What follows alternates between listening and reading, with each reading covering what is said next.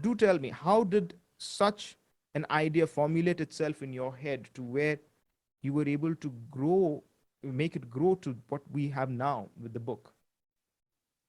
Well, to derive strength from one of the stories that you told our listeners, that of the Denmark tavern, the Danish tavern Yeah. in Srirampur. I've actually written about it, Yeah. and it was restored to its former glory in 2017, as you Yes. rightly said. Yeah.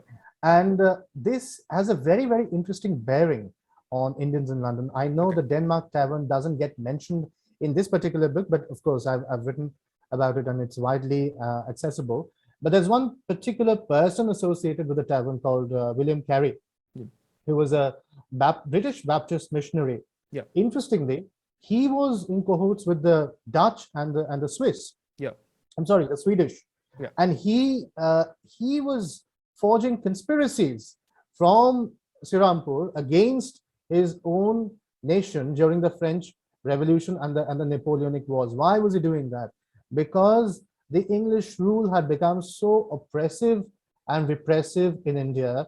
They were trying to oppress the religious minded people, the Baptists, the Yeah. evangelicals, Yes. so to speak, who were, by the way, in the front line baptizing Peter Pope Yeah. that day in December 1616. But when it comes down to the end of the 18th century and beginning of the 19th century, it's the Bentings and the Macaulays that start mattering more. And Macaulay, who is a very secular minded man, and he gives us a new Bible, so to speak, with his Minute on English Education in 1835, is more sought after in the 19th century than all these missionaries. Right. And William Carey, the reason why I bring him up is this: he was instrumental in shaping the reputation of Raja Ram Mohan Roy in England and in the minds of American missionaries, which is why Raja Ram Mohan Roy, who used to call him a Vedantin, a knower of the Upanishads, a practitioner of Advaita Vedanta, a school that I have tremendous regard, and I also believe myself to be a student of that school. Raja Ram Mohan Roy, howsoever, was not very well known in the Western world before 1810. Mm. And despite his what we think is his very lionized figure as an opponent of Sati, is tends to overshadow the championing of English education that he also engaged in. So he was chiefly also an English educator, and Right. today many people have started criticizing Raja Ram Mohan Roy because he was very, very friendly towards Macaulay and Bentinck, not only for the abolition of Sati but also for the promotion of English language education in India. So Macaulay gets all the blame, Ram Mohan Roy gets all the credit, but overall, without William Carey, Ram Mohan Roy would neither have been probably a hero and the more or less villain that people are trying to paint him as today. So William Carey are very, very eccentric people. Now these eccentricities get censored from history because history, if it can be imagined like a shoreline, like Benoit Mandelbrot's fractals, which are not even but which have a very, very complex formulation to them, will not be entertained by people. People will not enjoy such a history. People will not enjoy history told with a minute lens, as it were. Mm. People would like these odd lines, these projections to be censored, to be cut down, and that is what history writers generally do. It's first the victors, and then the opponents, and then the opponents, when they've become the victors in the new generation, they try to whitewash or censor previous kinds of articulations of history. So it's Marxists versus the right wingers in almost every mainstream history in any large democracy that we have in the 20th and the 21st century. So these eccentricities get hidden, and it is only when we start feeling skeptical towards our state historians, it is only when we start um, um, feeling dissatisfied or catching the lie, as it were, that we start going into the archives. And then we find people like Peter Pope. You mentioned Julian, who was rechristened as John before his before being executed at the Tyburn because he stole 30 guineas from his mistress meaning his landlady, to whom he had been sold as a slave, practically a slave, although British The British were never slave owners, institutionally speaking. And then there's a very curious story of Catherine of Bengal, who I must share with your listeners, Shurja, because I read a very, very influential essay in the university by Virginia Woolf, Right. a name that will not be unfamiliar to people who read literature. Virginia Woolf was a modernist writer and a feminist writer who wrote the famous novel called Mrs. Dalloway. Now, Virginia Woolf writes a book called A Room of One's Own, which has become like a feminist Bible over the years. And there she fictionalizes a very interesting tract of history which has never been told. That is what was or who was Shakespeare's sister. And she invents the character of Judith Shakespeare, Yeah. who ran to London from Stratford-on-Avon and also wanted to be an actress like Shakespeare, also had dreams in her mind. And she was exploited by a theater manager. Yeah. Yeah. And I think she dies unnoticed Yes. and gets buried at Elephant and Castle. Now, there's the story of Catherine of Bengal, who comes to London, perhaps I think about 100 years after Shakespeare's death. Right. And Catherine of Bengal also bears a son called William, not named after William Shakespeare, but named after the man who exploited Catherine of Bengal, Okay. in the same way that Judith was exploited. So Right. Judith is a fictional white English woman, and she has gotten a lot of credit thanks to Virginia Woolf. Catherine of Bengal is not a piece of fiction. She was a real person, but because she happened to be from Bengal, somebody like Virginia Woolf or her successors did not take her up. So her story was not appealing to feminism. I'm sure it will be eventually. It will now come to be appealing enough, I'm guessing, because but all this while it was not appealing because she belonged to a different race, and this kind of eccentricity has been whitewashed by colonial histories. The fact that people from India, since the 16th and the 17th century, started traveling to London, and the fact that people like Sheikh Din Muhammad and before him Mirza Ehtishamuddin and Mirza Abu Talib traveled from Bengal or Lucknow to London, and the fact that Raja Ram Mohan Roy, Dwarkanath Tagore, Dadabhai Navroji, Yeah. Shapurji Saklatwala, Yeah. Muncherji Bhavnagri, Yeah. M.K. Gandhi, Muhammad Ali Jinnah, Yeah. Subhash Chandra Bose, and I could go on. Yeah.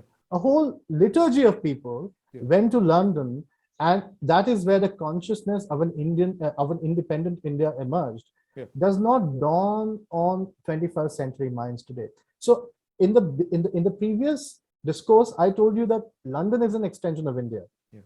historically, statistically, economically, and in a sense of emotional and cultural geographies. Yeah. But India was also to a large extent born or reborn out of London. Yes. So when I say that I have no embarrassment in acknowledging London as an extension of our great nation, I should also have no qualms about saying the same thing in the reverse way, that India was also in many ways reborn out of this beautiful interaction that we had with London over 500 years. I really don't mind saying Salomon Noor, the first person the first Indian I talk about in my book he was married near Sadat, where the Globe Theatre is, in 1553.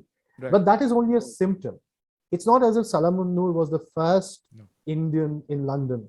There would have been people before him. Yes. There probably were people since the 11th century AD Yes. of Indian origins Yes. in London. So I think I will have by now, sort of been able to convey why London and not Britain, because number one, London is huge.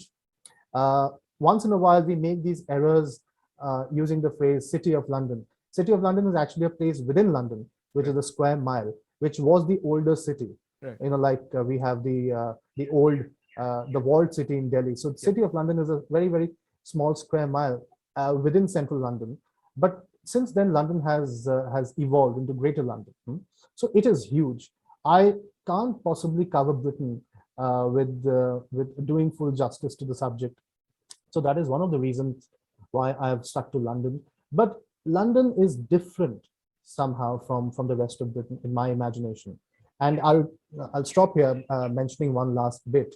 I also read a very, very important, useful, deeply interesting, and philosophically rich book by Amitav Ghosh in the university called Shadow Lines. Yeah. I really recommend that book to all your listeners, where 3D, the central character, who's never visited London, but has already understood London much better than Londoners themselves, tries to explain to his nephew the importance of imagining an atlas. And Philip gifts his nephew the Bartholomew's Atlas, which he had kept since before since the Second World War, I think.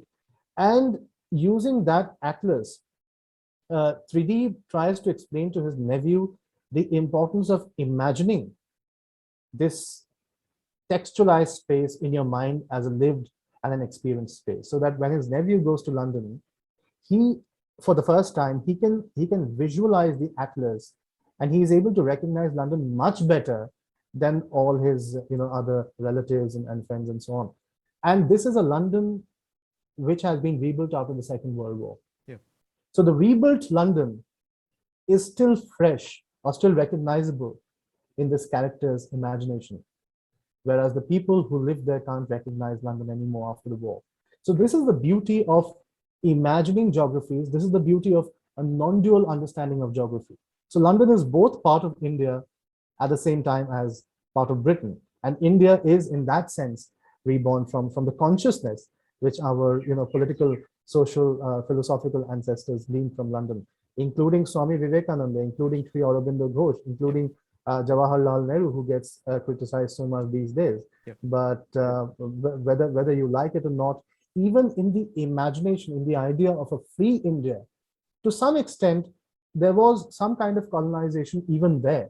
Subhash Chandra Bose was tremendously fond of not the Nazis or the fascists, but some idea of nationhood that they had. And we can't fault him for that, because he had done a tremendous deal of groundwork before, before taking leadership of the Azad Hind Fauj. He had been to London, he had lived in Eastern Europe, had traveled in the continent, and he had gleaned a lot of understanding of infrastructure, of state policy, of the kind of nation that the Germans and the Italians were trying to build. And he was a fan of that.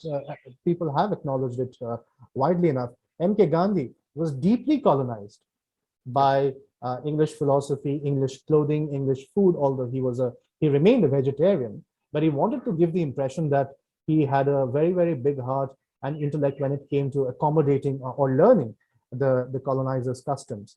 But it was London who first colonized him and helped him decolonize himself and eventually decolonize India, if we can call India decolonized. That's a trick question, of course. Nehru always acknowledged that London, to a great extent, and English education in general, had made him a man of many, many places. And he was being very modest. He could easily have said that he was a very cosmopolitan person. That is what today's Shashi Tharoors would say. When they talk about Nehru, they call him cosmopolitan. But Nehru, when he spoke about himself, he would say, I'm neither here nor there. And that was a very modest way of looking at oneself. So he gets picked on for his over modesty. And then there are the likes of Savarkar, who have been today turned into a hero, who are being worshipped like heroes. And there is actually some truth in it. Ironically speaking, because Savarkar, who was a disciple or student of Shamji Krishna Varma, who founded the India House in Highgate, which was also the place where Karl Marx used to live anyway. That's an aside. So Highgate India House is where they started in the early 20th century, where they started plotting the downfall of the British Empire, as it were. They couldn't succeed, of course. But Madan Lal Dhingra, another freedom fighter, I'd call him that, and not a terrorist, was part of that gang. And Madan Lal Dhingra was executed in 1909, after which the India House was dissolved. So Savarkar, the reason why he also was to some extent colonized by London, because he was tremendously Anglophilic. He was an Anglophile to the core. Today, you have an author's book displaying Savarkar's photograph wearing very thickly, very, very old-fashioned three-piece suit, even when he was being arrested. Yeah. So he was so Anglophilic, and yet it is in London that he wrote the first War of Independence. Yeah. And he was the first person to call the Great Mutiny the first War of Independence. Yes. So I don't find contradictions in these. I find a consistent beginning to an end, the beginning of London colonizing all these great minds and then helping them decolonize themselves. Because if you don't travel to London, and today if you don't travel to Tokyo, to New York, to South Africa, if you will, just travel your own nation, just travel to different parts of India. If you don't do that, you will not have a good understanding of, forget geography, even yourself. So London enabled these people to recognize what they were and what Indianhood actually meant.